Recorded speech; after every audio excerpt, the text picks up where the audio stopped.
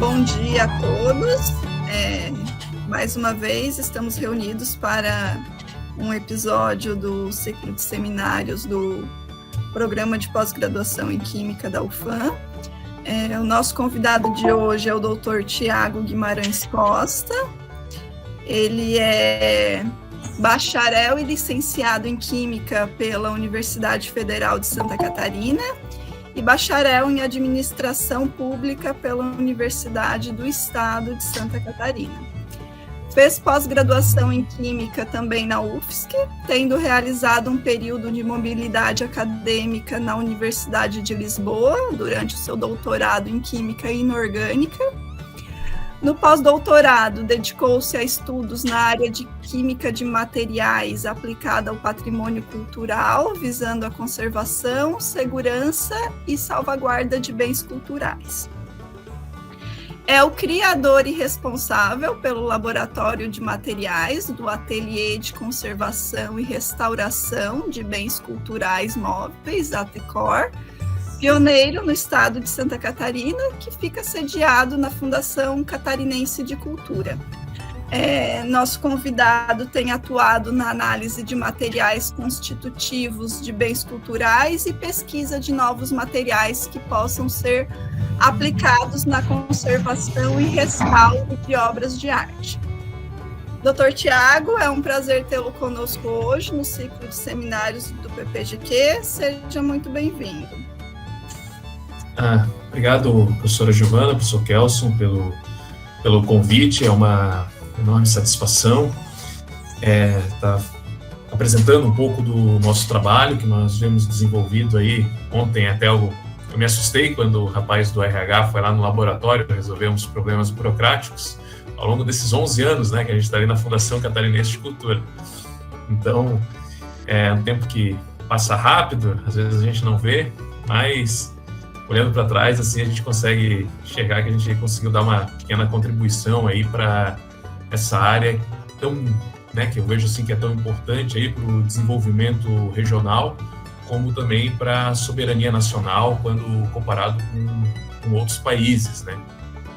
Então, titulei, né? Geralmente eu falo para alguns públicos diferentes, então para o público da química a gente coloca aqui, utilizando o eufemismo, né, desvendando, né, átomos e moléculas em obras de arte, a química aplicada ao patrimônio cultural.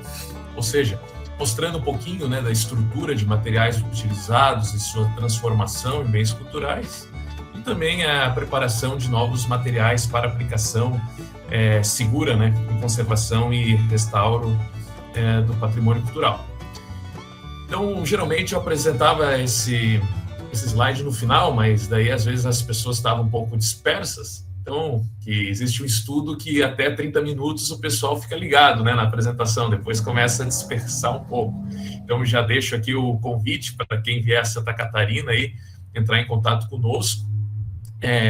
Nosso laboratório fica numa área fácil de chegar na ilha, né, fica na ilha de Santa Catarina, na capital, Florianópolis. Aqui abaixo a gente consegue observar a ponte, e aqui no quadradinho azul onde fica a Fundação Catarinense de Cultura, né?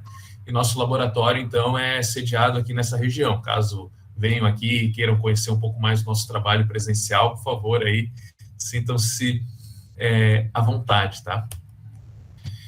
Eu trago também, pessoal, alguns conceitos, né, relacionados à questão da preservação do patrimônio cultural, porque quando eu entrei nessa área também era tudo novo para mim, né? Como a professora Giovana comentou, eu vim de uma formação de química. Então, e como essa área também era pouco explorada, né? Ainda, né? Pouco explorada no nosso país, eu tive que estudar um pouco, verificar um pouco de conceitos, né? De questões relacionadas ao patrimônio cultural, né? Das múltiplas definições de patrimônio cultural. Trago apenas aqui uma delas, por exemplo, né? Então, o patrimônio cultural de uma nação, de uma região, de uma comunidade, ele é composto, então, de todas as expressões materiais e espirituais que consistem, incluindo o meio ambiente natural. Então, o patrimônio cultural, ele vai se dividir, né, na questão de imaterial, que é a questão de rituais, costumes, crenças, né, que é uma área que nós não atuamos, e no patrimônio material, que daí é a questão de edificações, bens móveis, como telas, esculturas, tapeçarias, enfim, né, e que nós podemos, então, estar intervindo, né, com a nossa química de materiais. E esse patrimônio também é característico por todos os bens que contam, então, histórias, expressões culturais de uma geração, através da arquitetura, vestes, acessórios, mobílias. E então, através da preservação do patrimônio cultural, é possível, então, conscientizar indivíduos, né, e proporcionar a essas pessoas experiências da nossa história, e para também não repetirmos erros, né, no futuro e garantirmos, então, a soberania do país, por exemplo, através, né, da nossa história, da nossa cultura. Então, um pouquinho, né, da importância da preservação do patrimônio cultural para uma determinada região ou para um país, né. Então, o patrimônio cultural, segundo a legislação brasileira, ele se divide em patrimônio natural e patrimônio cultural. O patrimônio natural, existem áreas da química, né, obviamente, que também visam estudar recursos hídricos, a questão de saneamento, enfim, espécies, né, da flora, da fauna, só que não é aqui a nossa área de atuação em princípio. E o patrimônio cultural, né, que daí aqui é a nossa área de atuação, ela se divide em material e imaterial. O imaterial, como já falei para vocês, né, se resume na questão de crenças, costumes, dialetos, lendas, músicas, religiões, e o material, então, móveis e imóveis, né? Os móveis são aqueles documentos, manuscritos, películas, fotografias, pinturas, esculturas, coleções científicas, taxidermia, artefatos arqueológicos, cerâmicas, né, e artesanato. Então, a gente consegue aqui observar, né, um grande número de bens culturais que são compostos, obviamente, por determinados materiais que vêm a se degradar com o tempo, e o conhecimento, então, desses materiais, dos processos e mecanismos de degradação a nível molecular, então, consegue mostrar um caminho para a preservação desses bens culturais, né? E os bens imóveis, que também faz parte da nossa área de atuação, né, que corresponde a sítios arqueológicos, cemitérios, conjuntos arquitetônicos, ferrovias e monumentos históricos, né, que também são constituídos por determinados materiais, e assim como os bens móveis, né, o conhecimento desses materiais auxiliam, então, na preservação dos bens culturais. Então, aqui nós temos algumas medidas de salvaguarda, que são algumas linguagens também desse meio, e quero passar aqui para vocês se apropriarem desses conhecimentos antes de nós entrarmos, né, na química realmente aplicada ao patrimônio, que é a questão da preservação, né, que é o conjunto de medidas e estratégias de ordem administrativa, política e operacional que contribuem para garantir a integridade dos bens materiais. Então, a preservação é como se fosse um guarda-chuva, né, pessoal? Então, por exemplo, políticas públicas de conservação e restauro, investimento em ações de conservação e restauro, contratação de equipes para execução de projetos, né? Então, isso aí são todas ações de preservação, né? Já a conservação é um conjunto de ações que visam desacelerar o processo de degradação por meio de um controle ambiental e tratamentos específicos, como, por exemplo, a higienização, o acondicionamento de uma determinada peça em determinada temperatura e umidade relativa, né, que vocês sabem de fatores que alteram a velocidade das reações químicas, a temperatura é um dos principais fatores, então o acondicionamento desses materiais em determinadas padrões de temperatura, umidade, para evitar também reações de hidrólise, enfim, é fundamental. Então, todos esses são ações de conservação, mas precisa do background químico, né, por trás também. Controle de umidade, questões relacionadas à radiação, né, reações de fotooxidação, que ocorrem muito em materiais, levando aí a criação de grupos cromóforos, como, por exemplo, no papel, né, o amarelecimento do papel. Então, todo esse conhecimento aí por trás auxilia, né, em trabalhos de conservação. Já na restauração, é um conjunto de medidas que objetivam a estabilização ou reversão de danos, tá, pessoal? Físicos ou químicos, então, adquiridos ao longo do tempo. Então, existe um jargão, né, na área dos colegas que trabalham, que falam que é conservar para não restaurar, né? Então, se nós conseguimos, né, colocar um bem cultural um determinado local, enfim, que ele não venha a se degradar, não é necessário a restauração. Então, exemplos, né, dos trabalhos de restauração, retoques em pinturas, reparo de uma escultura quebrada, preenchimento de perdas, né, num recipiente de vidro, por exemplo, enfim. Então, aí já são ações mais drásticas, né, mais invasivas, que visam, então, estabilizar ou reverter, né, danos causados, muitas vezes pela falta de conservação e pela falta de preservação.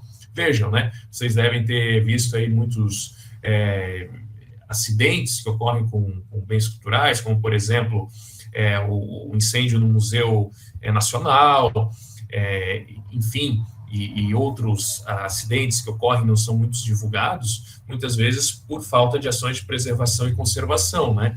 Então, aí, essas faltas aí levam, então, a intervenções mais severas. E daí, para auxiliar, né, todos os restauradores, entra os químicos, né? Não apenas químicos, mas também outros profissionais que daí são conhecidos, né, nessa área como cientistas da conservação. Esses cientistas, então, eles respondem, né, questionamentos sobre materiais e metodologias de conservação através de metodologias científicas e de pesquisa aí, que nós já estamos acostumados, né, corriqueiramente a fazer durante todo o nosso período acadêmico, né? Então, os cientistas, eles podem proporcionar a conservação, então, meios para melhor preservar os objetos e melhor e mais ideais condições. Então, o conhecimento das propriedades fisicoquímicas de objeto, então, permite que se selecione materiais e metodologias mais adequadas a cada caso.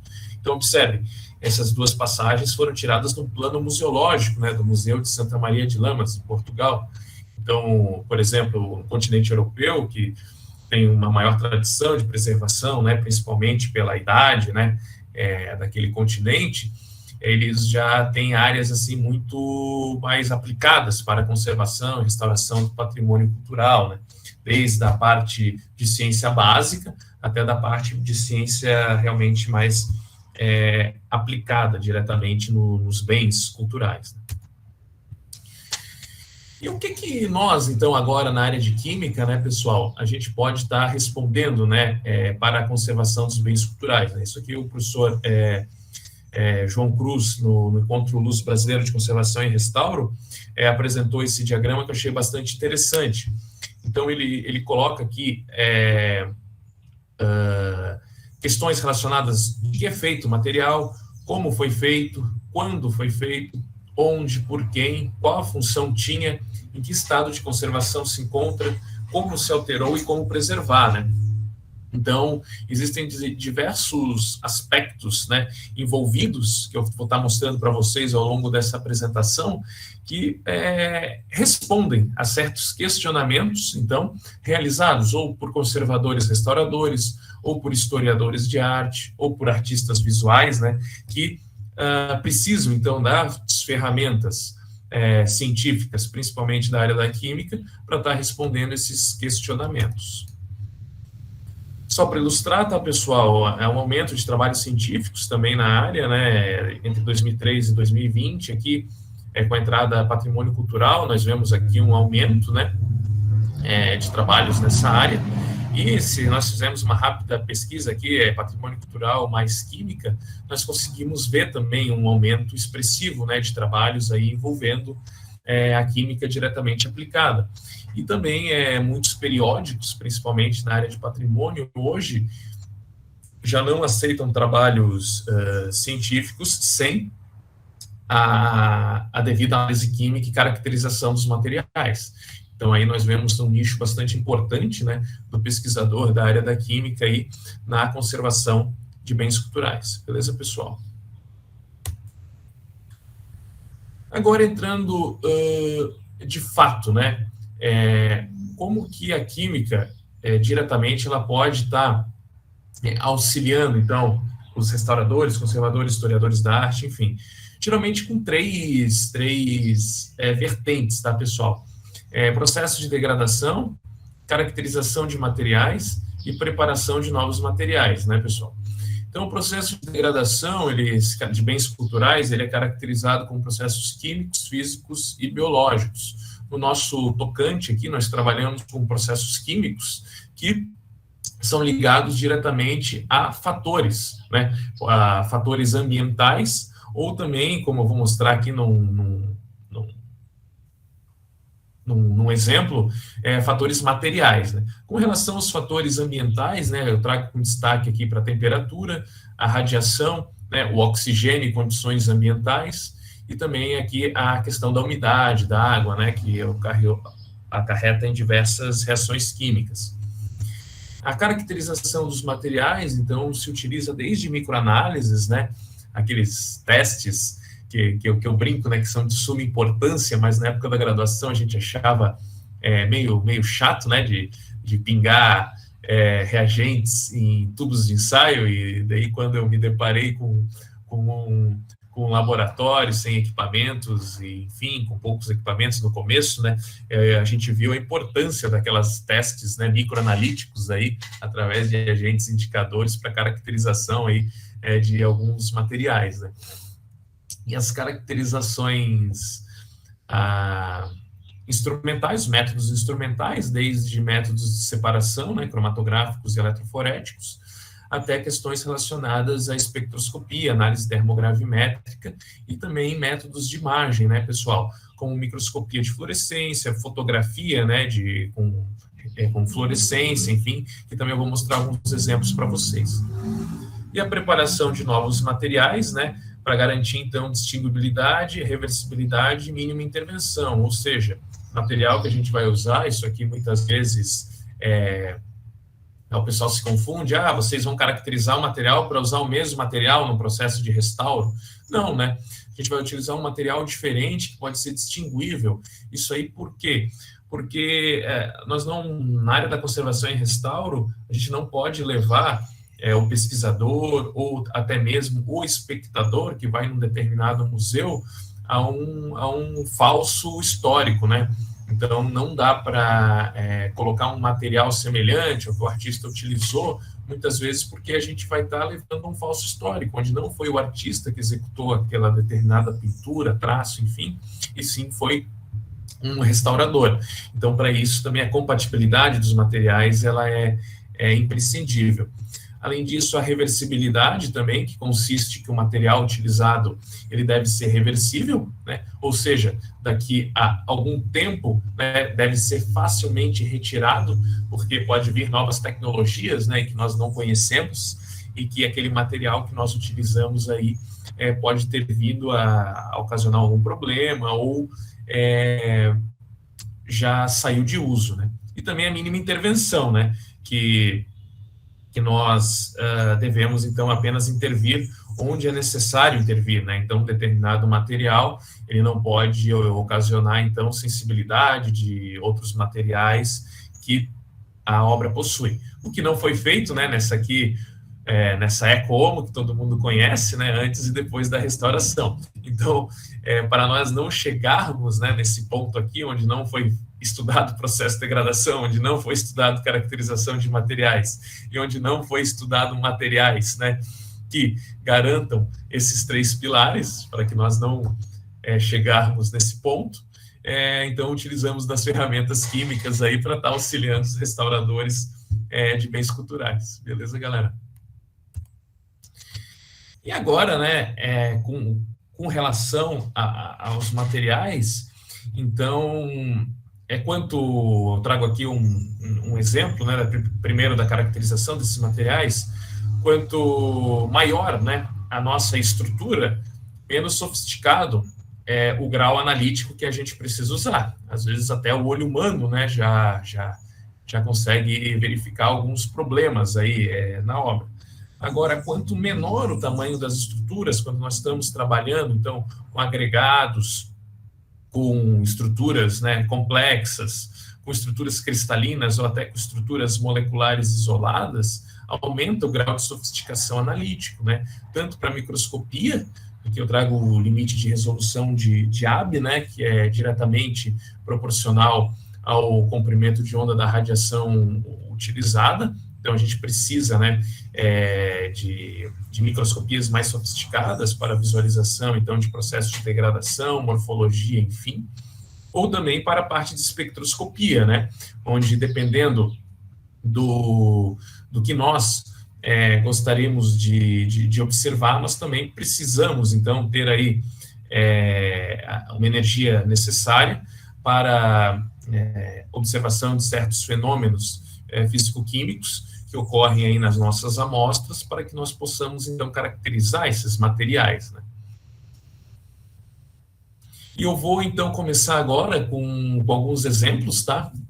Diante dessa breve introdução, de alguns exemplos de trabalhos publicados aí pelo nosso grupo e outros trabalhos presentes na literatura, que utilizam, então, dessas metodologias que eu falei aí para vocês nessa breve introdução, e que foram aplicadas, então, em trabalhos aqui no nosso laboratório e em outros trabalhos importantes na literatura.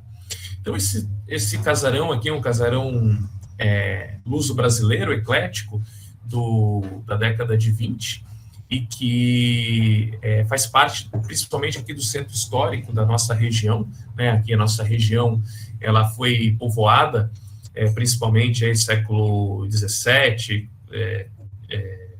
começo do século XVIII, por imigrantes açorianos e portugueses também da região continental. E nós vemos, então, muita influência em questões arquitetônicas aqui no centro, né? Então, por isso que é chamado de casarão eclético, né, de estilo colonial luso-brasileiro.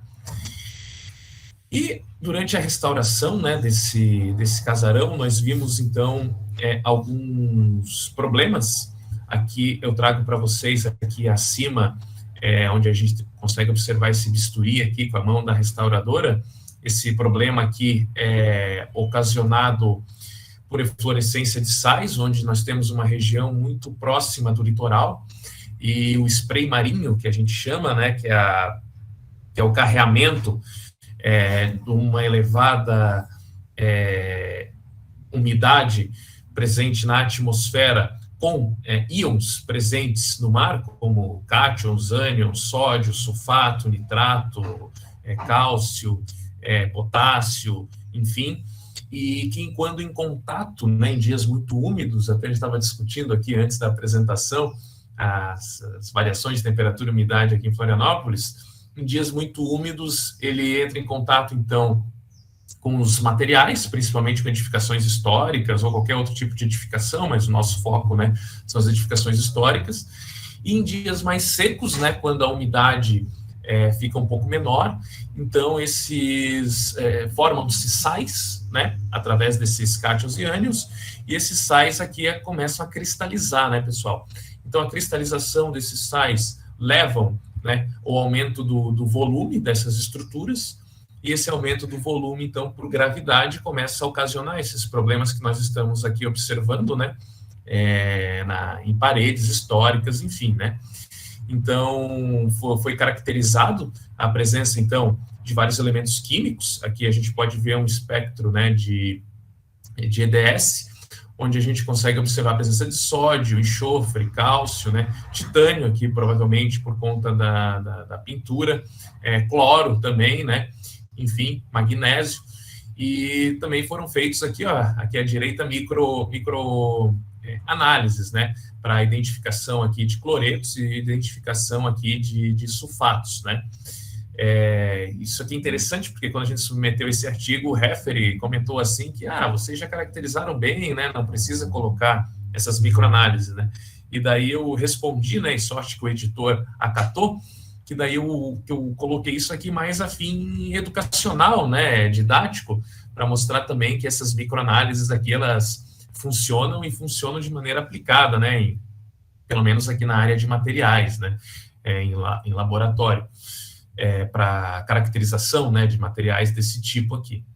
E aqui à esquerda também, tá, pessoal, dessa figura, a gente vê uma imagem de uma pintura na parede, tá bom, pessoal? Uma pintura aqui utilizando óxido de cálcio, pintura cal, e que ela foi tampada com uma tinta branca sintética, né, com o passar do tempo, aí, principalmente aí, década de 60, onde essas tintas sintéticas tomaram uma maior dimensão no mercado, né, e muitos donos de edifícios antigos Pode ser por desconhecimento, pode ser por não valorização da cultura que estava ali, por N fatores, ou também pela pressão do mercado, pelo uso desse tipo de material, né? Pintaram, então, pinturas históricas com tintas sintéticas. Então, a gente vê isso aí não só em Santa Catarina, mas em diversos locais do Brasil, né? Então, o dono dessa edificação, então, ele gosta, né? Muito de história, muito de preservação do patrimônio, enfim, e ele contratou, então, um pessoal para a realização da decapagem da tinta sintética, para deixar aquelas tintas utilizadas, né, pelas pessoas ali que ali fizeram essas edificações, à mostra, né? Então, aqui vocês podem ver que na cultura luso-brasileira eclética também era muitas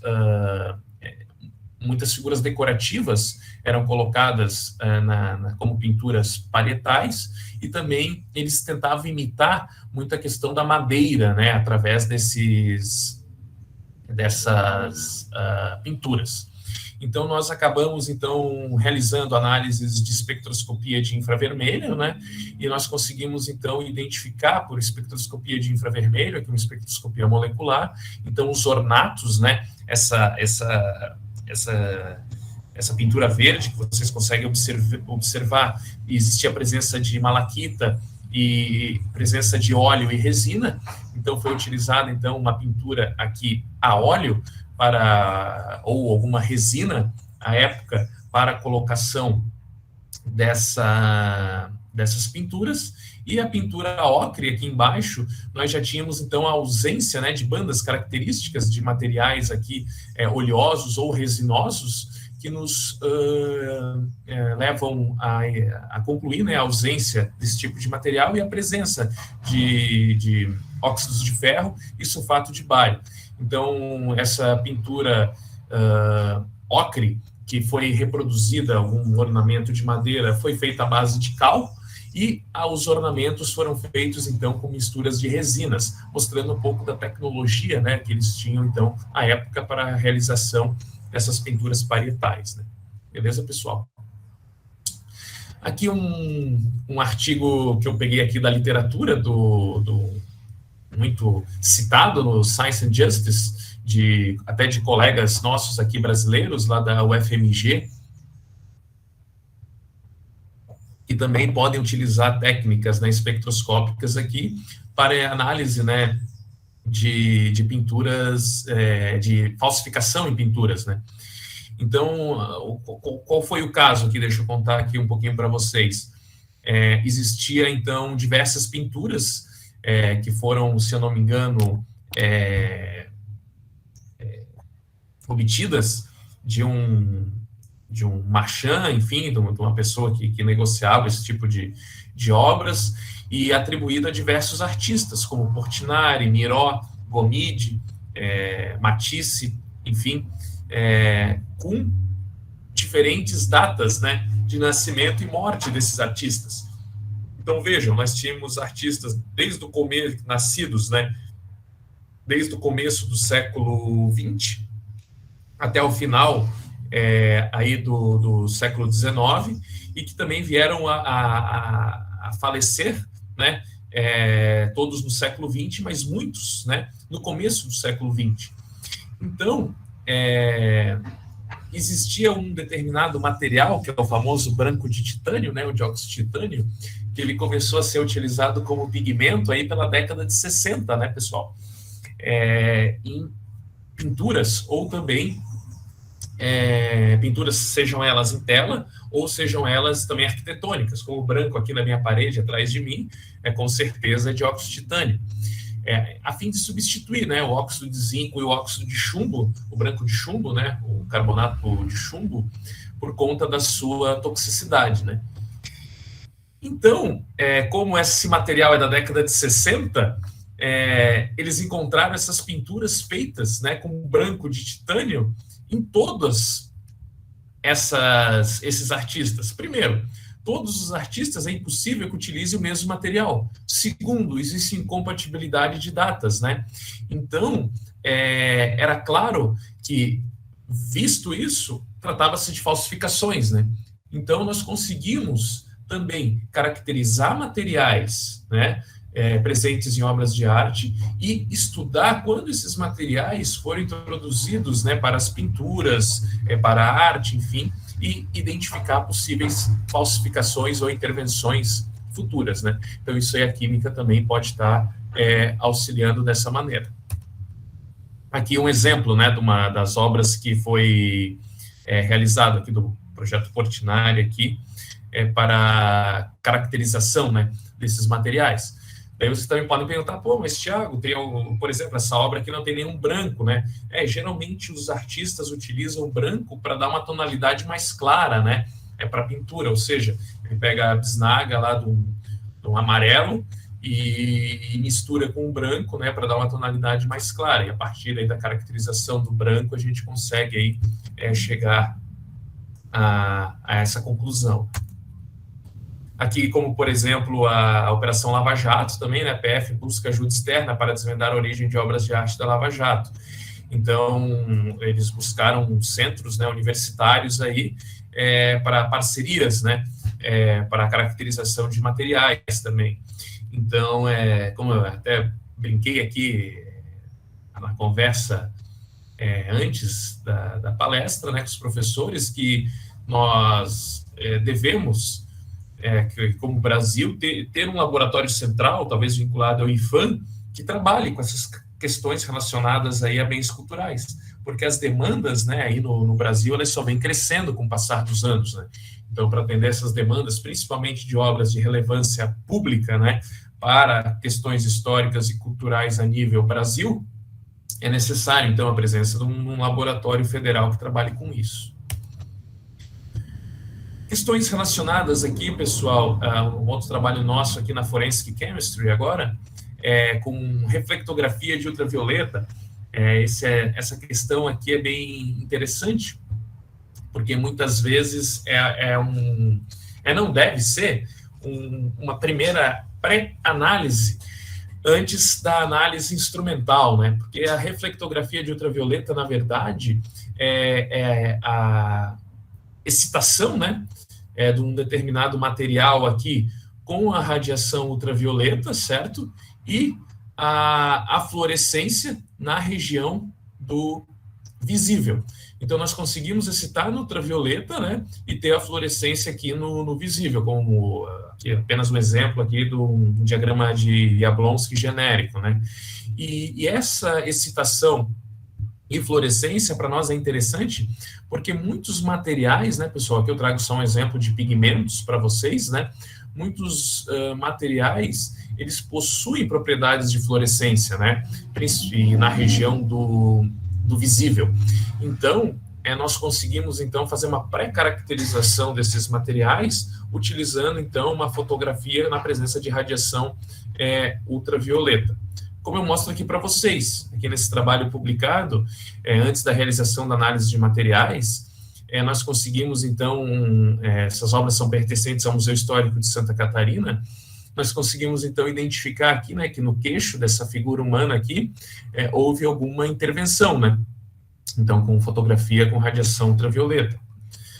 A mesma coisa a menina, né, que está ali no colo, a menina que está no colo da senhora, a gente consegue também identificar que foram, então, feitos ou alguma intervenção posterior ou alguma degradação de material, né? Então, dependendo do que o restaurador queira fazer, faz-se uma análise instrumental desses materiais presentes ali, ou, né, de amostras que não passaram por esse processo, né? Aqui à direita, aqui nós conseguimos também identificar, né, aqui com fluorescência azul, quase violeta aqui, também uma intervenção, né, posterior aqui, provavelmente realizado para um rasgo da tela aqui, onde foi feito com outro material, né? Isso aqui é bastante interessante antes da análise instrumental.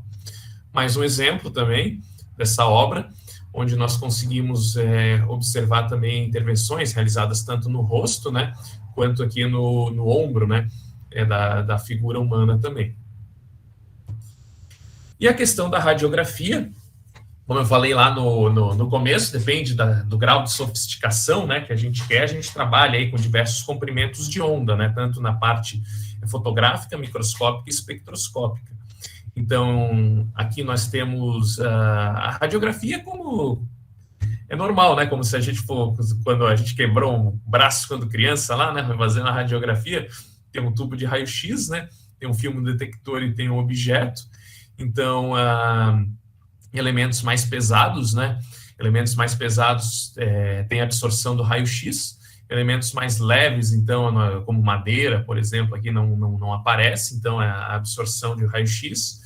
Então, a gente consegue observar nessa imagem aqui, onde nós temos os taixões, ou seja, os pregos aqui de ferro, onde já apresenta, e não dá para ver muito bem, mas aqui embaixo dá para ver, aqui próximo da mão, onde vocês conseguem ver aqui uma expansão do material. Isso aqui é caracterizado, tá, pela oxidação do ferro, beleza, pessoal? Aqui, por exemplo, já tem óxido de ferro, já, não ferro metálico, e também nós conseguimos observar como que essa estrutura, né, esse bloco de madeira aqui, ele está construído, né? Então, observa-se aqui que há duas partes construídas, os tachões aqui, eles estão, né, segurando uma parte da outra, esses tachões já encontram oxidados, e o rosto, né, e os olhos e a mão da santa também apresentam absorção de raio-x.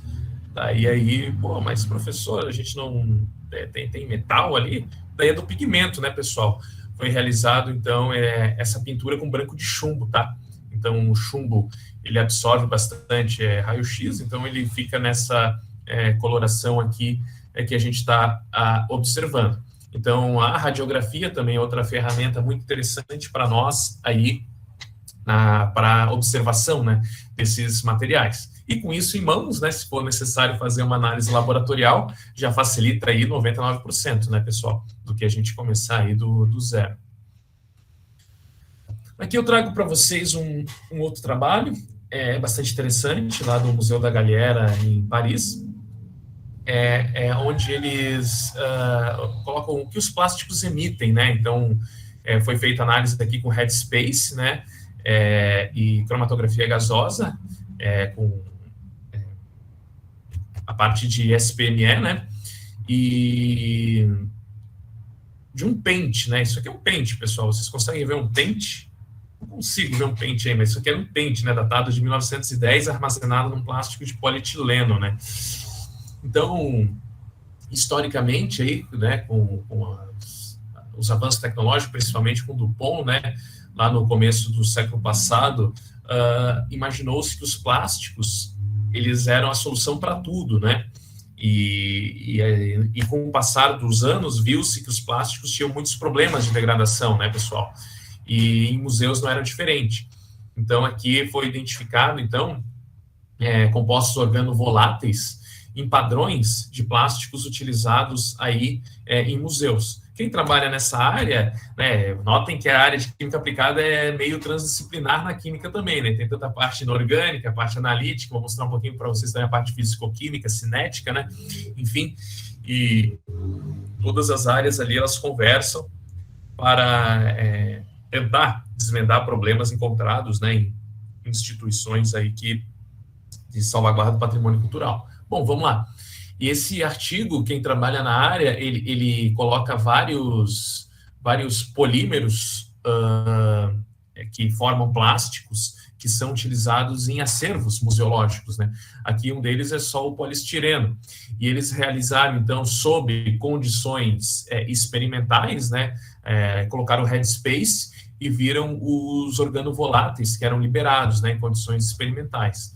Então, aqui o poliestireno, a gente consegue, então, aqui observar para o CGMS, né, a porcentagem relativa, né, onde o maior pico aí do cromatograma foi do estireno, como já era de se esperar, né, porque é o monômero, né, que gera o polímero, mas vocês podem observar aqui, ó, que benzeno é liberado 27,7% em percentagem relativa, né. Então, observem que existem, dentre outros, né, organovoláteis. Só coloquei aqui o benzeno como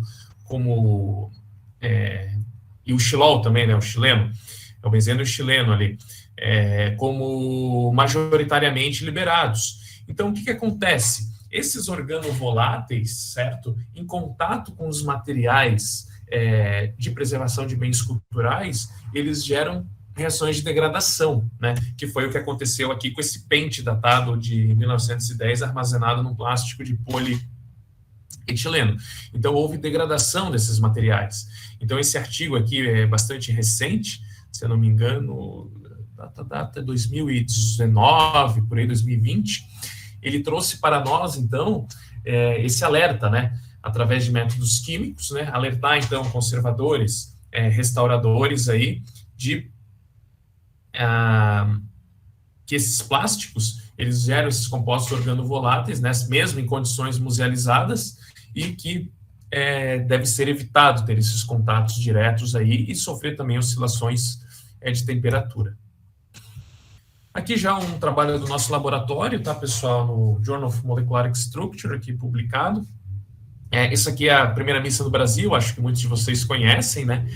É uma obra de Vitor Meirelles, e nós temos aqui um artista aqui nossa região, e que foi Sebastião Vieira Fernandes, era um discípulo dele, até contemporâneo dele, e que realizou uma réplica idêntica, né, dessa obra aqui, praticamente no mesmo período, né, de Vitor Meirelles. Então, e essa obra, essa réplica está aqui no nosso Museu Histórico de Santa Catarina, né, e o original, a primeira missa do Brasil, está no Belas Artes, no Rio de Janeiro. Então, um pouquinho aqui da história, tá? Então, essa obra, a primeira missa do Brasil, pintada por Sebastião Vieira Fernandes, é uma cópia do quadro, né, feita por Meirelles entre 1859 e 1861, né? E essa obra é considerada uma das obras-primas mais populares do Brasil, né? Sendo também uma obra simbólica no processo de construção da identidade nacional. E Sebastião Vieira Fernandes, né, fez essa obra encomendada por Lauro Miller, que foi o primeiro governador republicano de Santa Catarina, e logo após a proclamação da República.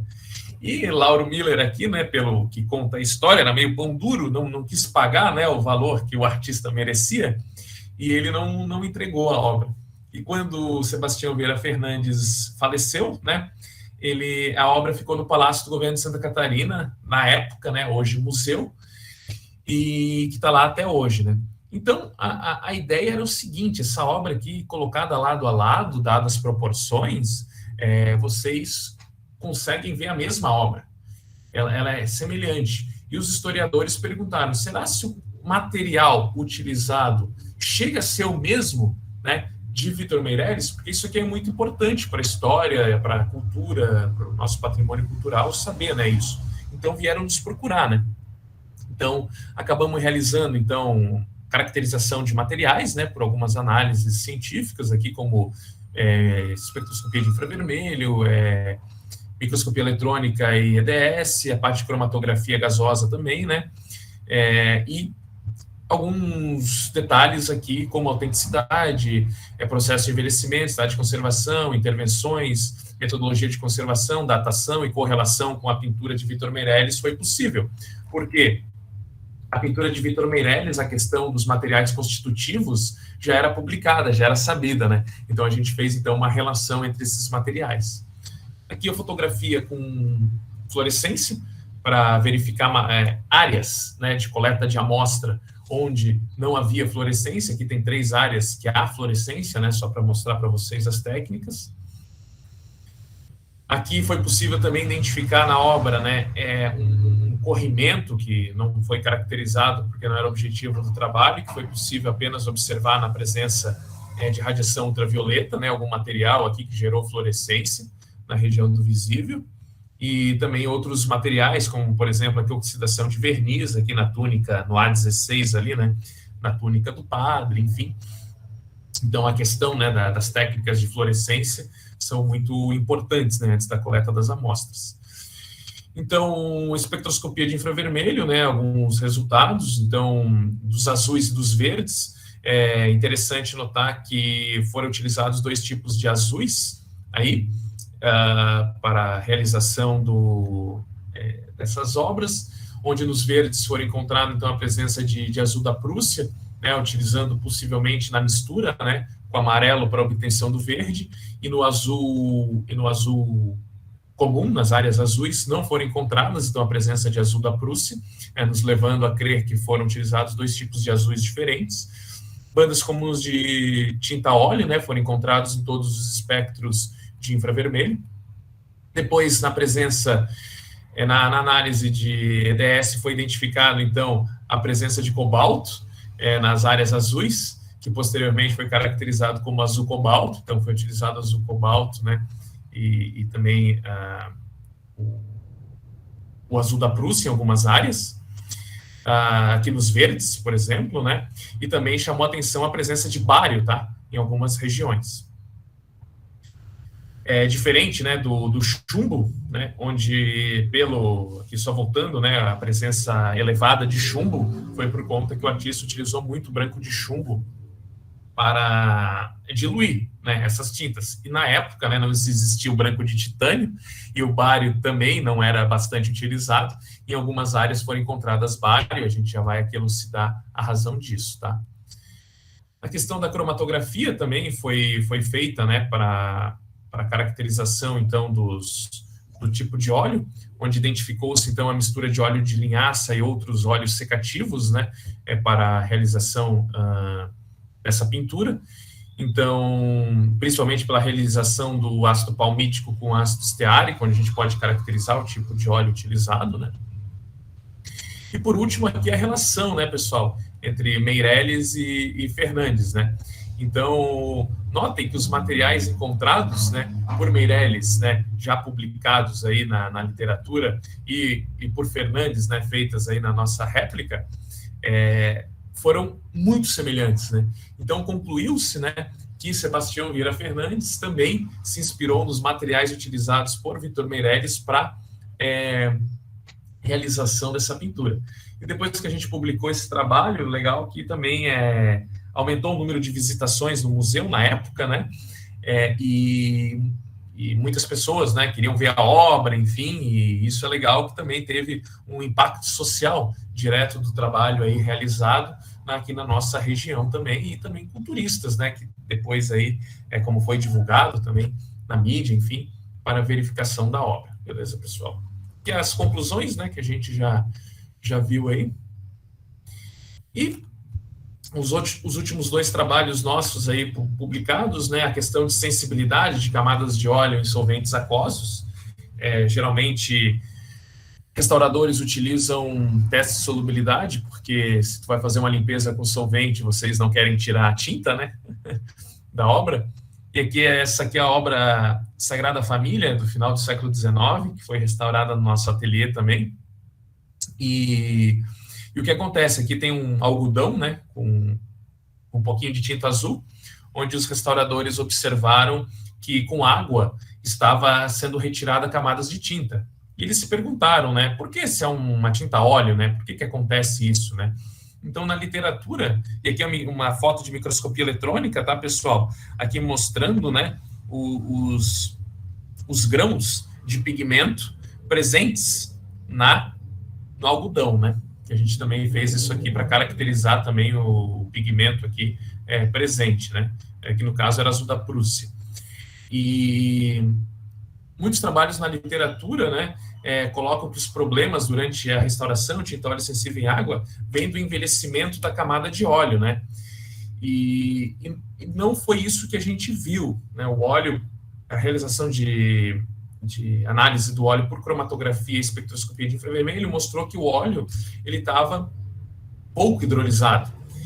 E a incompatibilidade, então, foi de pigmentos utilizados, como, por exemplo, aqui na época, utilizou-se, então, caulinita, que é um argilo mineral, né? Aqui tem a presença de caulinita, né, pessoal? Onde vocês conseguem ver diversos grupos hidrofílicos presentes aqui na estrutura, e esses grupamentos aqui hidrofílicos, eles interagem bastante com a água. Então, o que aconteceu? Quando o restaurador foi retirar, vinha-se quantidades significativas aí de caulinita, junto com um pigmento que interagia, né, com a própria caulinita E daí vocês vão me perguntar por que utilizavam a caulinita. A caulinita era para dar um tom opaco, tá bom, pessoal? Para a pintura, tirar um pouco do brilho. E aqui nós conseguimos ver por espectroscopia de infravermelho, né, a caracterização de diversas áreas da obra, como o branco, o azul claro, o azul escuro, o vermelho, o verde, enfim, todas as áreas tinham a presença de caulinita, né, e todas as áreas tinham esse problema aí de sensibilidade, né. Então aqui a gente consegue ver a microscopia eletrônica, uma figura um pouco maior, né, onde conseguimos observar os grãos, né, de pigmento absorvidos aqui no algodão. Os espectros, né, os cromatogramas aqui das áreas de tinta A, B, C, D e E, certo? Onde nós conseguimos ver a presença dos ácidos graxos, estão vendo aqui, presentes nos olhos, tranquilo? Só que o que acontece? Quando a gente fez a análise de cromatografia do SWAB, o SWAB é esse algodãozinho aqui, né, chamado de SWAB, da área da conservação e restauro, a gente não viu a presença de óleo. Então, a gente só viu a presença de pigmento. Então, isso aqui levou, né, a propor um mecanismo inédito da sensibilidade de pinturas. Aqui a gente colocou a óleo, porque a tinta era óleo, né, de pinturas a óleo em solventes polares. Então, o que aconteceu? Não há produtos de hidrólise nem produtos de oxidação, né? Isso aqui não existiu. O que existiu foi um lixiviamento, né, do pigmento que fica aderido, então, na argila, né, na caulinita, né, por forças, então, hidrofílicas, e quando se coloca um solvente polar, esse pigmento, né, lixivia junto, então, com a caulinita. E esse aqui foi um trabalho muito interessante, tem bastante citações, né, pois elucidam esse novo mecanismo aí que era inédito até então na literatura. Então, aplicações, né, desse trabalho: correta atribuição de fenômenos de degradação, atribuição correta do tipo de tinta utilizada, uso adequado de solventes e conhecimento dos pigmentos utilizados. É legal que teve uma grande repercussão, né, desse trabalho aqui, tanto em nível nacional e estadual, né, nos meios de comunicação e também nos meios científicos. E por último, né, é um trabalho nosso publicado em 2020 aqui na Atalanta, onde nós, como vocês viram no trabalho anterior, não é tão fácil caracterizar um óleo, né? A gente precisa fazer análise cromatográfica, enfim. Então aqui realizamos, durante meu pós-doutorado, a análise potenciométrica, né, de produtos de microhidrólise de óleos, né, que nós aí caracterizamos como uma metodologia de baixo custo, né, para investigar, então, aglutinantes a óleo presentes em obras de arte. Então, tem algumas vantagens e desvantagens, né? O uso, então, de técnicas como, por exemplo, cromatografia líquida, cromatografia gasosa, micro-FTIR, né? Obviamente, são métodos bastante amplamente aceitos, precisos e exatos, enfim, mas existe alto custo de análise, dificuldade de operação instrumental, né? E também métodos analíticos exaustivos, ou seja, as derivatizações, enfim, que são necessárias para a realização dessas análises. Então, o que nós sugerimos, né? O uso da titulação potenciométrica para, através dos pKs de cada ácido graxo presentes nos óleos, né, nós conseguimos fazer a relação entre esses ácidos graxos, né, entre a concentração daí desses ácidos aqui conhecidos, e nós possamos, então, caracterizar o óleo, né? Então, foi realizada, então, a microhidrólise, né, em meio básico aqui, e os ácidos graxos livres, então, eles foram titulados, né, potenciometricamente. Aqui a metodologia, né, onde nós fizemos aqui uma extração desses óleos, então, utilizando aí a hidrólise básica aqui, e depois a neutralização do meio com HCl, a extração do óleo com hexano, né? Então, microlitros dessa amostra, produto aqui de hidrólise, então foi submetido à titulação potenciométrica. Então, conseguimos separar bem os óleos dos pigmentos em diferentes tintas, né? Azuis, brancos, pretos, amarelos, vermelhos, utilizando a metodologia proposta, com um bom rendimento, né? Então, professor, mas aqui o amarelo cádmio teve um rendimento só de 6%, né? Mas a gente, para a caracterização do óleo, a gente precisa da relação entre, principalmente, o ácido palmítico e o ácido esteárico. Então, se eu tenho um rendimento mesmo com rendimento de hidrólise baixo, né, eu consigo realizar isso depois ali por microtitulação potenciométrica, como eu vou mostrar para vocês. E é um método relativamente fácil de extração, né? Então não exige métodos exaustivos e tampouco reagentes mais caros, né? Então observem aqui, pessoal, que a gente conseguiu, né, titular aqui e no nosso ponto de viragem, chegando apenas aqui a 100 microlitros, por exemplo. Então são quantidades bastante pequenas. Obviamente, a gente precisou de um titulador automático, como aquele que eu mostrei para vocês, mas mesmo assim, com um custo muito menor do que um cromatograma, né? Também um aparelho de cromatografia, né? Inclusive custos de manutenção, enfim, né? Então, utilizando depois um programa, né, que fazia o balanço de massas para nós, né, de cada titulação potenciométrica, que é o programa BEST7, né? Então, a gente conseguiu, então, comparar os valores utilizando a cromatografia gasosa com espectrometria de massas, né, estatisticamente aqui, com o método de microtitulação. Então, a gente via que estatisticamente os valores estão compatíveis, né, pessoal, principalmente com a relação palmítico-esteárico, então, caracterizando aqui esses óleos como óleos de linhaça, né? Então, conseguimos caracterizar tanto por titulação potenciométrica e confirmamos, né, por método cromatográfico. Beleza, pessoal? Então, tem vantagens, né, com baixo custo, facilidade de operação, resposta dentro da faixa de valores e também a capacidade de distinguir, né, óleo de linhaça, palma, nozes, por meio das quantidades de ácidos graxos presentes. Para finalizar, então, galera, vou trazer aqui algumas fontes de pesquisa, tá? Que se alguém tiver curioso aí, estudar um pouco mais da área. Então, nós temos livros, como, por exemplo, o Manual do Artista, do Ralph Meyer. Isso aqui é bem interessante porque a gente não pode ir trabalhar com materiais presentes em arte sem saber o que os artistas utilizavam, né? Então, o Manual do Artista aqui, ele traz, né, uma coletânea de, enfim, dezenas, milhares de materiais que os artistas utilizam, né, e também muito relacionado com a parte química. Ralph Meyer foi um engenheiro químico e também formado em artes visuais, era um apaixonado por materiais aplicados aí às artes. À direita, o livro da Barbara Stewart, né, o Analytical Techniques in Conservation Science.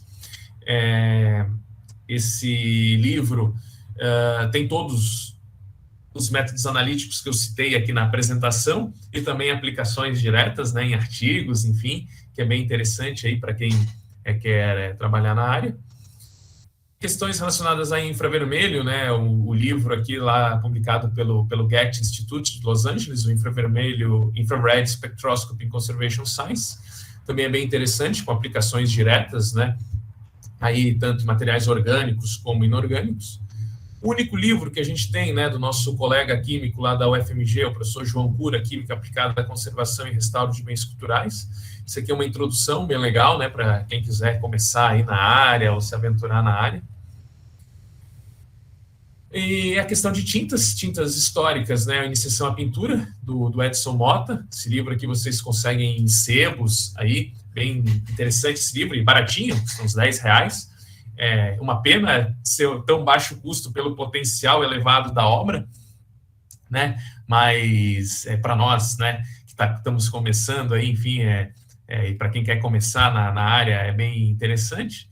E tem aqui à direita o livro do professor Fazenda, Ciência e Tecnologia, isso aqui para tintas sintéticas e contemporâneas, né? Então, isso aí para óleos contemporâneos, óleos modificados, resinas alquídicas, tintas PVA, acrílicas, modificações, enfim. Isso aqui é um livro bem completo, tá? Para quem quer desenvolver também novos materiais aí aglutinantes presentes em tintas.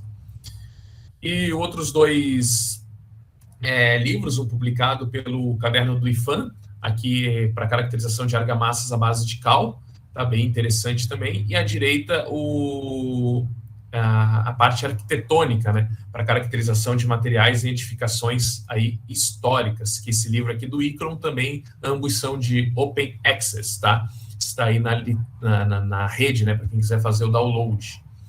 E revistas e jornais científicos, como eu mostrei, né, alguns trabalhos nossos publicados e de outros grupos, em diversos jornais que vocês aí já conhecem, né, pesquisam e publicam também. Recomendo também um documentário, né, da Netflix, para quem estiver no final de semana aí, Fake Art, uma história real. Não vou entrar em detalhes, né, não vou dar spoiler, mas conta a história de uma galeria de arte aí que fez a aquisição de algumas obras de arte que eram falsificadas, né, e algumas pessoas ali ignoraram as análises químicas, isso que eu achei bem legal do filme, né, e que levou a prejuízos aí milionários, né. Então, para ver como que a química ela pode estar auxiliando, né, aí a evitar esse tipo de prejuízo também. Beleza, pessoal? E alguns trabalhos aqui de rotina, tá, do nosso ateliê.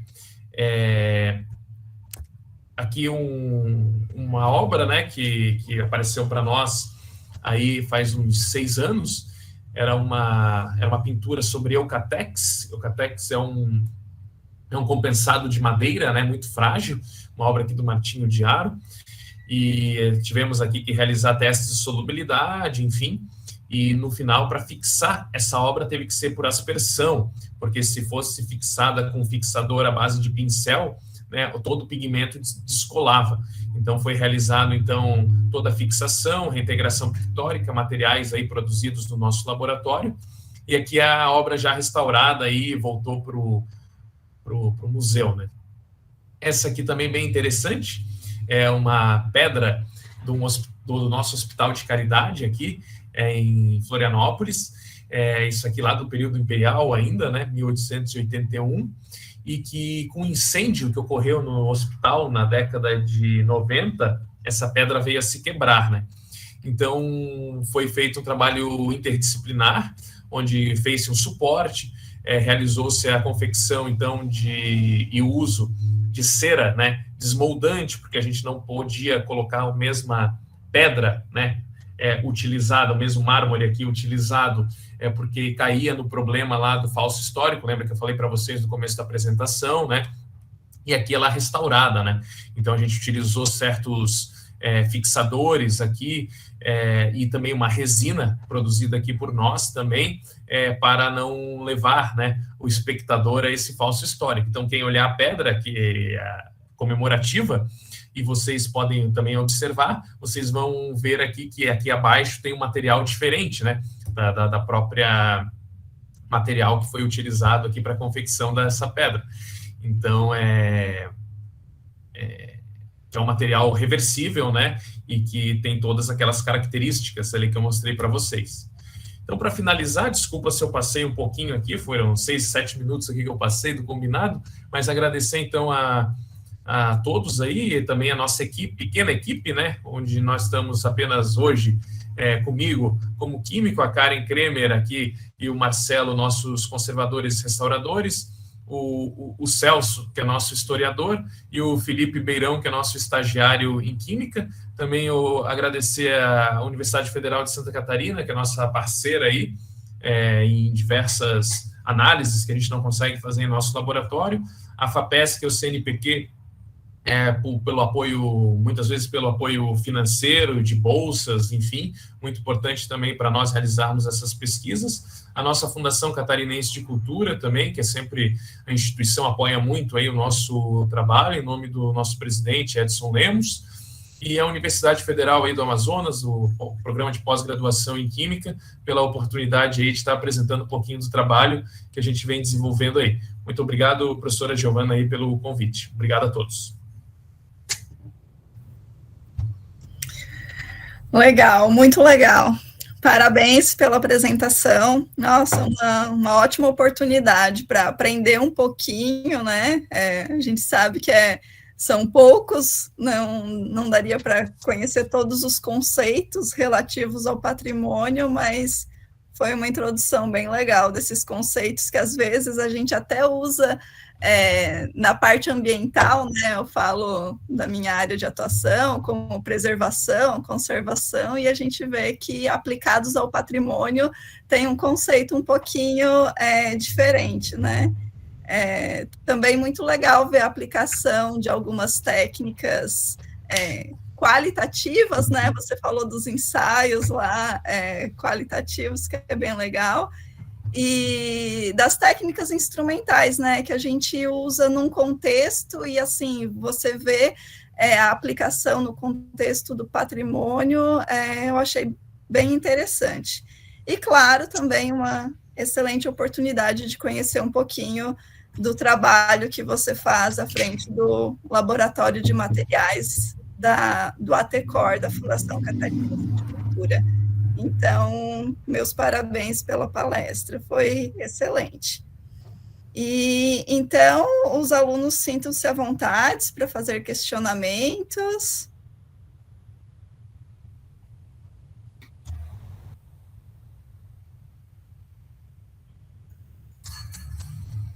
Vocês podem levantar a mão, podem também fazer a pergunta pelo chat, caso queiram. Tiago, eu fiquei curiosa em relação à questão destrutiva das técnicas, né? Algumas técnicas são destrutivas, outras não. Vocês têm, assim, um direcionamento quando vocês pensam em aplicar alguma técnica? Vocês costumam dar preferência a alguma, pensando nessa questão de ser destrutiva ou não? Ah, sim. É bem interessante essa pergunta, porque ali a gente trabalha, né, ali com os equipamentos de bancada, com instrumentais, né, que a gente tem hoje no laboratório, com técnicas microdestrutivas, né. Existem também equipamentos não destrutivos, que são equipamentos portáteis, tanto de fluorescência de raio-x, Raman, infravermelho. Só que são equipamentos que têm um custo elevado e também, às vezes, a gente tem problemas com relação à resolução espectral, caminho óptico, tudo, né, que influencia diretamente, né, no espectro que é coletado. Então, no nosso laboratório e no nosso centro, primeiro a gente só faz análises químicas se tiver alguma pergunta envolvida, como mostrei ali para vocês, né, que foi resumido ali muito bem no uso brasileiro pelo professor João, lá em Lisboa. Então, se não há nenhuma pergunta, nenhum questionamento, seja pelo restaurador, seja pelo historiador de arte, não há necessidade de fazer análise, né? Então, a gente nunca faz a análise pela análise. O Thiago passou ali em frente do museu, viu que o vermelho é bonitinho, eu quero saber o que é aquele vermelho ali, vamos fazer análise, né? Então, sempre tem que ter algum aspecto envolvido. Muitas vezes, apenas uma fotografia com ultravioleta já resolve o problema. O restaurador já vê que tem uma intervenção ali, que ele precisa mexer, enfim, pronto. Ele não precisa saber, historicamente, sabe que é tal material, enfim, então não precisa saber fazer uma análise para comprovar, porque já tem, né, históricos, enfim, e ele consegue resolver o problema ali. Outras vezes, como eu mostrei para vocês, às vezes não é tão fácil chegar, né, no determinado material, então precisa-se das análises químicas, né? E a coleta, né, dos materiais, como as análises ali 99% são qualitativas, elas são feitas pelos restauradores, certo? Então, os restauradores já têm equipamentos, né, como bisturis, escariadores, enfim, equipamentos metálicos para coletar as amostras, né? Eu brinco, né? Eu passo bem longe das obras, né? Eu deixo eles tocando, eu só vou para o laboratório, né? Porque são obras aí que têm altíssimo valor cultural, né? Enfim, econômico e tal. E quando as amostras chegam no laboratório, daí entra, né, toda essa grandeza de conceitos que eu mostrei para vocês. Porque não é uma amostra, sei lá, de uma água do mar ali que a gente pode, se der errado, e coletar de volta. Então, são amostras que muitas vezes são únicas. Então, se nós errarmos, né, a escolha da metodologia, errarmos a escolha da instrumental de análise, muitas vezes a gente não consegue recuperar essas amostras, né? Então, existem discussões, né?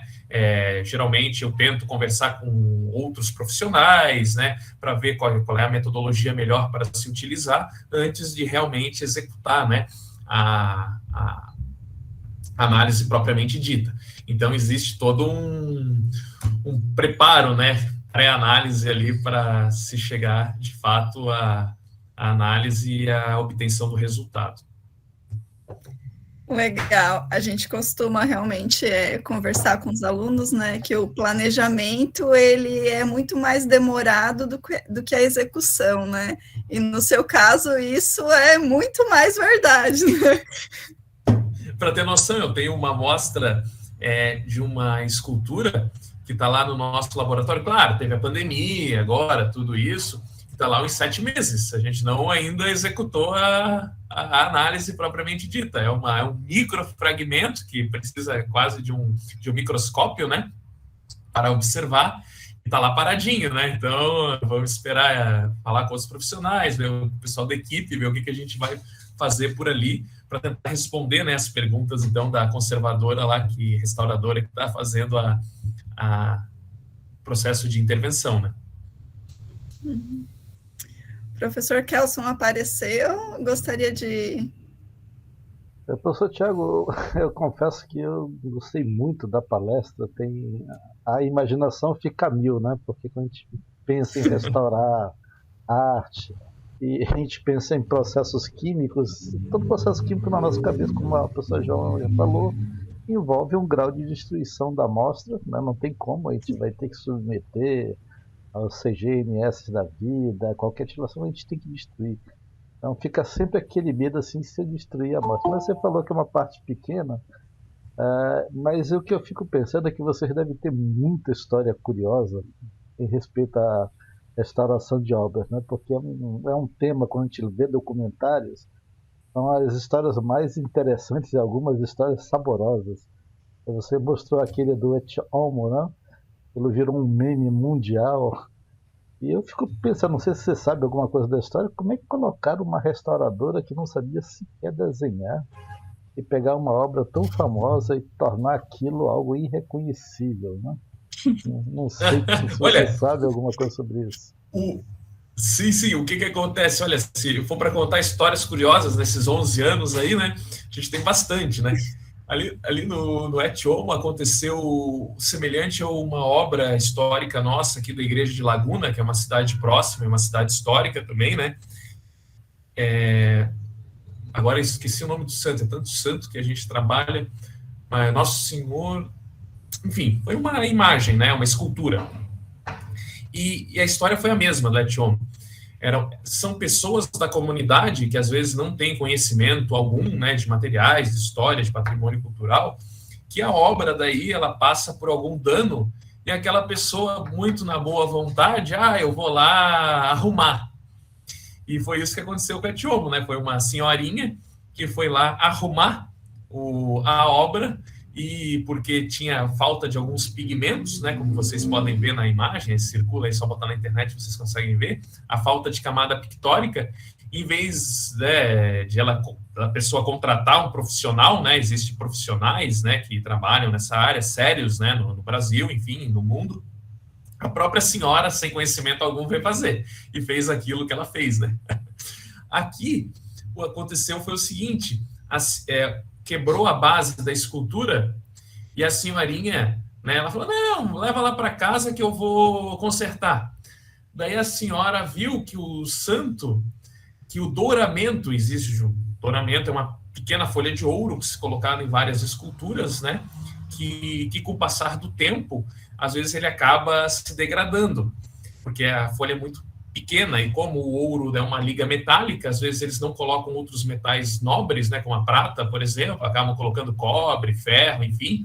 Esses metais eles têm um potencial de oxidação maior, né, bem maior, e eles se oxidam primeiro. E acaba tendo pontinhos, né, pretos, enfim, que são produtos, óxidos, né, de produtos de oxidação. E essa senhora viu esses produtos de oxidação no douramento e falou, isso aí está muito feio, eu vou lixar. Ela lixou a obra dourada inteirinha. E ela daí pintou. Ela pintou com glitter, purpurina, enfim. E voltou essa obra para a igreja. Daí os fiéis, muitos começaram a chorar, porque, né, tem aquela parte de devoção também, né, nessa parte religiosa. E ligaram para o nosso laboratório. Venham aqui ver o que fizeram aqui na obra. E os restauradores foram lá, abriram janelas estratigráficas, que é uma retirada, né, de uma microcamada para ver o que tem embaixo, enfim, e eles concluíram que estava tudo lixado. Ela destruiu a pintura, não tinha o que fazer ali, né? Porque o que vai fazer? Não tem mais pintura embaixo, não dava nem para restaurar, né? Então, essa é uma história curiosa que aconteceu aqui na nossa região, né? E foi difícil, né? Para a comunidade, principalmente. Nesse caso, o santo não tinha pé de barro, né? Tinha pé de purpurina. Impressionante. Pois é. E técnicas de douramento, né? Uma obra ali do século XVIII, técnicas de douramento neobarrocas, podemos falar assim, de elevada detalhamento, né? Então, realmente, ela cometeu um crime, a senhora, né? Contra a obra. Eu sou obrigado. Eu acho que tem muito mais história. Não dá para a gente contar tudo aqui, mas agradeço.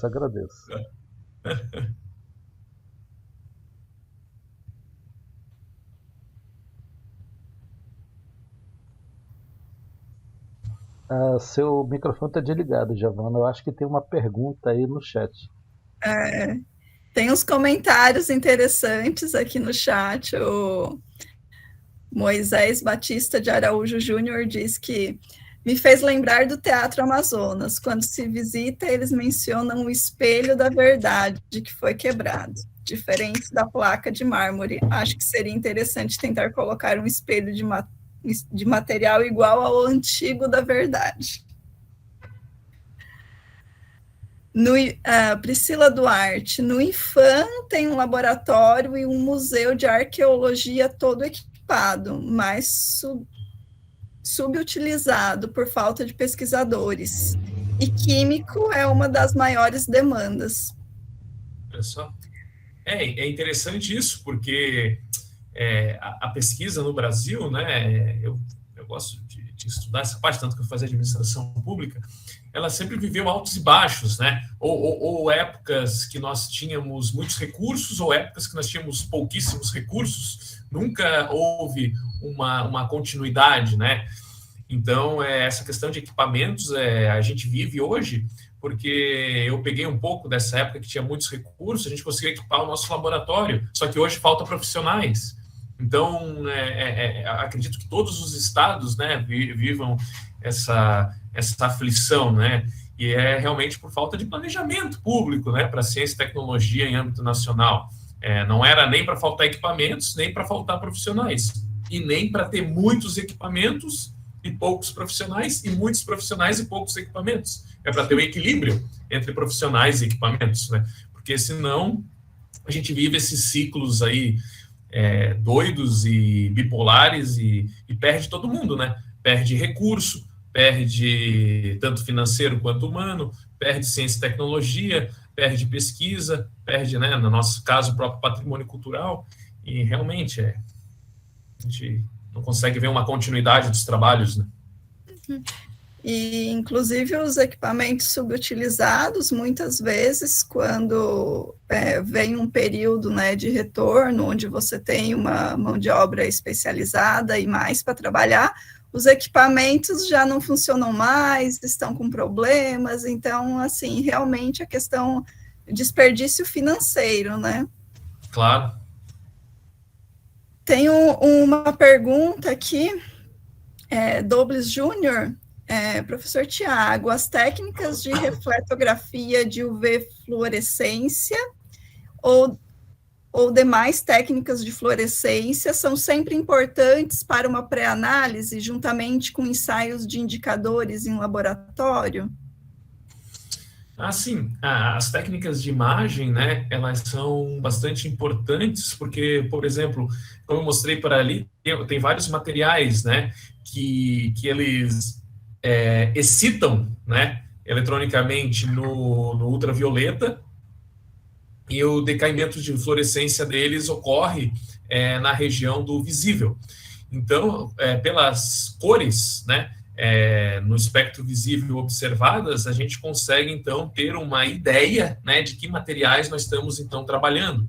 Então, esse tipo de pré-análise sempre é bem-vinda, principalmente para a identificação desse tipo de material. E também para, no caso de materiais cerâmicos, inorgânicos ou metálicos que não têm fluorescência, se utiliza bastante a técnica para verificação se existem materiais orgânicos presentes, né? Porque a gente sabe que materiais orgânicos, muitos deles, por conta da presença de cromóforos, eles são bons fluoróforos também, né? Que emitem fluorescência.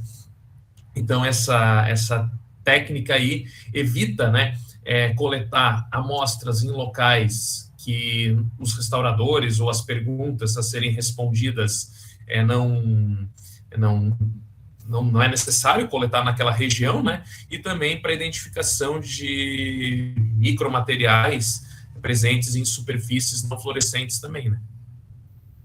Então, lá no nosso laboratório, a gente sempre, antes de fazer qualquer análise instrumental, química, a gente realiza a reflectografia de ultravioleta e fluorescência. Legal. E eu fiquei curiosa, na época que eu fiz o doutorado, que era num laboratório de espectrometria de massas, eu cheguei a ver alguns colegas trabalhando com selos, e eles utilizavam uma técnica de ionização ambiente, né, que você conseguia trabalhar com a amostra sem remover nenhuma alíquota ou nenhum pedaço da amostra, né, digamos assim. E você já chegou a ver alguma coisa nesse sentido, ou não tem estudos ainda com essa parte? Dessa técnica de amostragem, especificamente de ionização ambiente, eu nunca vi trabalhos assim publicados diretamente. Da questão não destrutiva, como eu falei, os trabalhos publicados daí são com esses equipamentos, né, portáteis, né? Quase uma arminha, né? Vocês aí no Google, aí, quem tiver aí, pode botar fluorescência de raio-x portátil, já vai aparecer um equipamentozinho da Bruker, né? Que é uma arminha, né? Que tu aponta para a amostra, e daí já tem uma telinha que gera daí o espectro de fluorescência de raio-x, uma análise elementar, né? E também tem equipamentos, se vocês colocarem Raman portátil no Google, já vai aparecer lá, tem uma fibra ótica, né? Que coleta, daí faz a interação do feixe de laser com a tua amostra, e depois ele reflete para o detector e também gera um espectro, né? Então, tem esses equipamentos portáteis que são não destrutivos. Isso aí, sim, até eu já fiz algumas análises utilizando equipamentos de colegas, né, de outros laboratórios. Mas, como eu falei, tem aquela limitação, né, do caminho óptico, né, tudo, e que acaba ocasionando, então, dificuldade na coleta de espectros bons, né, para leitura e caracterização dos materiais. O bom é que a técnica daí ali, como não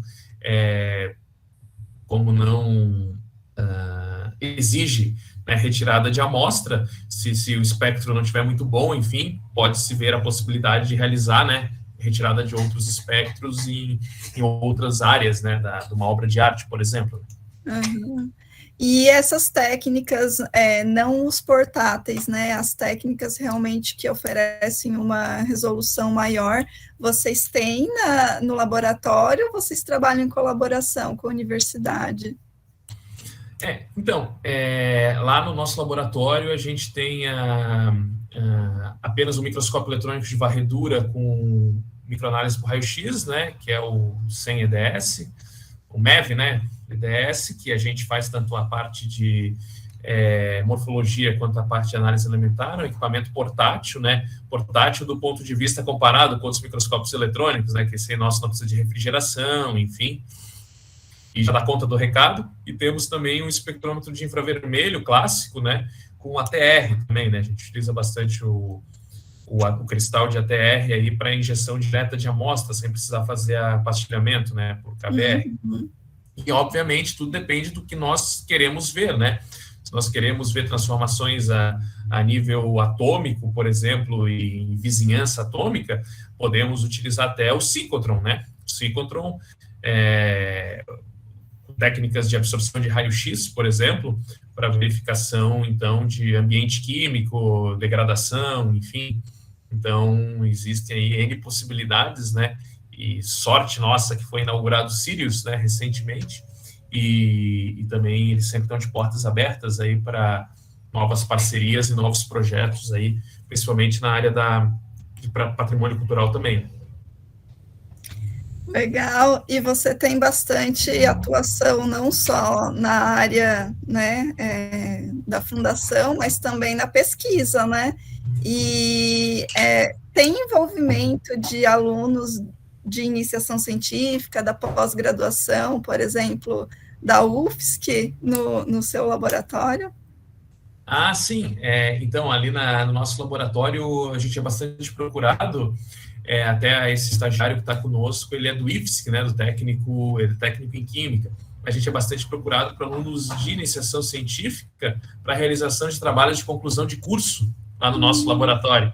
Então, a gente já defendeu ali uns 5, 6 trabalhos de conclusão de curso ali na área de Química e Patrimônio Cultural, né, que os alunos gostam bastante, né. Então, a gente recebe, sim, bastante alunos ali.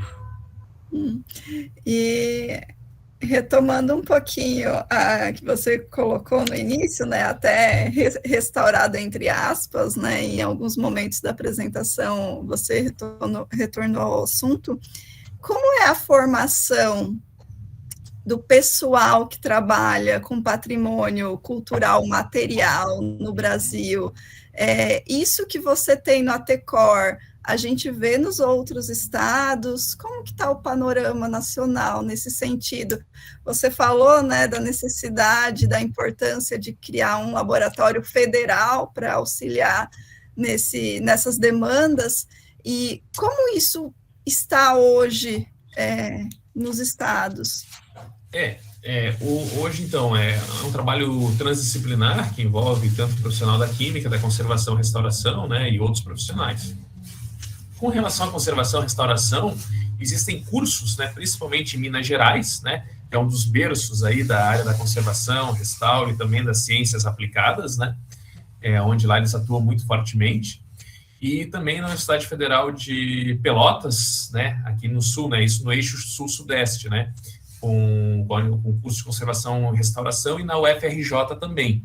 Então, tem 3 cursos de conservação e restauração, onde o profissional ali, ele vai, entre aspas, botar a mão na massa mesmo, né? E esse curso de graduação, então, ele tem disciplinas de química, de física, de biologia, né? Tudo para estudar, né, esses materiais e a degradação dos materiais. Com relação à parte química, né, hoje a gente não tem nenhum programa, né, de pós-graduação, ou enfim, de química voltada para o patrimônio cultural no Brasil. E que era interessante porque a demanda é bastante crescente e, como vocês viram, tem N possibilidades, né? Só um exemplo, o laboratório que eu tenho parceria na Universidade de Évora, em Portugal, o laboratório Hércules, né, de ciências aplicadas ao patrimônio cultural, lá, por exemplo, eles contam com 28 professores doutores no laboratório só de ciências aplicadas ao patrimônio cultural. Então, são milhares de trabalhos que saem de lá por ano, né, voltados a essa área, um dos maiores laboratórios, inclusive, do mundo, né. Então, hoje no Brasil a gente não tem. E é interessante ter esse tipo de área de pesquisa, porque problemas vão aparecendo diariamente, né, e para resolver esses problemas. E o que daí o restaurador faz, né, quando se encontra esse problema? Vai para as universidades. Mas daí, muitas vezes, as universidades, né, o químico, ele não tem essa sensibilidade, e não por falta de interesse, é porque realmente trabalha em outras áreas, né? Então, sei lá, um químico que trabalha com asfalto, sei lá, vai pegar uma obra de patrimônio cultural, não vai ter esse background, né, ali que eu tentei apresentar para vocês. E muitas vezes, daí, essa conversa, esse diálogo entre o restaurador e o químico não é exitoso, né, e a análise, às vezes, não acontece. Então, ou, né, se o restaurador ou a equipe tem um pouco mais de recursos, manda as amostras para fora do país, para fazer análise, principalmente na Europa, né? Então, realmente, o Brasil carece, né, um centro, né, que trabalhe pesquisas voltados, né, para essa área de materiais, ou um programa de pós-graduação, enfim, com todas essas peculiaridades. E a criação desse, né, laboratório federal, porque a gente viu que nesses 12 anos, 11 anos aqui em Santa Catarina, deu resultado, como eu apresentei para vocês, tanto na parte de pesquisa que a gente vem fazendo paralelamente, quanto na parte prática, né, de auxílio à conservação e restauro, né, de bens culturais. E esses dias eu estava fazendo uma outra apresentação voltada para o outro nicho, né, institucional nosso. Nesses 11 anos aí, a gente já economizou, né, se fosse pagar análises fora, quase 2 milhões de reais. Então, é um valor, né, que foi investido e teve um retorno tanto monetário para a instituição, como um retorno para a preservação e salvaguarda do patrimônio cultural. Então, esse laboratório federal, né, assim como eu idealizo, né, na minha cabeça, é como o que tem na França, por exemplo, que é um laboratório central, né, onde, por exemplo, eu estou aí em Manaus, tem alguém fazendo trabalho de restauro vinculado aí à Secretaria de Cultura, enfim, precisa fazer uma análise química. Eles vão entrar em contato com esse laboratório em Brasília, vão mandar a amostra para eles vai ter profissionais lá que vão estar trabalhando, enfim, e depois vão mandar os resultados novamente para aquele restaurador, certo? Então, seria um refúgio que o profissional da restauração teria, um porto seguro, né, para fazer esse tipo de trabalho com segurança, né, e de forma rápida e prática, né? Assim como tem em outros países, né? Na verdade, não é nem reinventar a roda, né? Isso aí, infelizmente, aqui a gente não tem, né? Até uma forma de você não precisar fazer investimentos em todos os estados, né? Porque a demanda por análise, eu imagino que não seja uma demanda diária, né? Uma alta demanda. Então, um laboratório central também seria uma forma de otimizar recursos e o trabalho todo, né? Centrado na mão, de fato, de especialistas, né? Perfeito, isso mesmo. Muito legal, eu acho que a gente poderia ficar o resto do dia, né, discutindo sobre o assunto, que é bastante interessante, mas a gente, nesse momento, agradece pelo seu tempo conosco e lhe dá parabéns pelo excelente seminário ministrado e por ter aceitado também o convite, né, para estar aqui conosco hoje. Mais uma vez, muito obrigada, em nome do PPGQ. E tenho professor Kelson. Professor, eu só quero mais uma vez agradecer, em nome como a professora Giovana já falou, do programa de Pós-Graduação Empírica da UFAM, pela excelente palestra, pelos comentários, pelas respostas. Professor, eu espero um dia o senhor aqui conosco em Manaus, presencialmente, quem sabe. É isso? Muito obrigado. Com certeza. Valeu, pessoal, agradeço aí e ficamos aí à disposição aí para novas palestras, minicursos, workshops aí que vocês precisarem. Muito legal. Tchau, tchau. Tenham uma excelente tarde. Tchau, tchau.